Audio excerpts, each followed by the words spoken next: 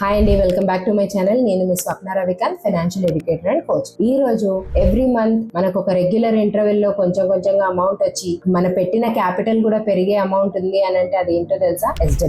SWP అంటే systematic withdrawal plan. ఇది ఎక్కడ చేస్తారు అంటే మ్యూచువల్ ఫండ్ ఇన్వెస్ట్మెంట్ ద్వారా కూడా మనం రెగ్యులర్ గా అమౌంట్ అనేది విత్డ్రా చేసుకోవచ్చు. ఇక్కడ ఏం జరుగుతుంది మరి, ఎందుకు ఇది బ్యూటిఫుల్ టూల్ అంటే మనము విత్డ్రా చేసినా కూడా మన క్యాపిటల్ అనేది అప్రిషియేట్ అవుతూ ఉంటుంది. సో దాని వల్ల ఎస్డబ్ల్యూపి వల్ల మనకు చాలా బెనిఫిట్స్ ఉంటాయి. ఎవ్రీ మంత్ మనకి ఎంత అమౌంట్ కావాలో మనం అది విత్డ్రా చేసుకోవచ్చు. అమౌంట్ మన చాయిస్ లో ఉంటుంది.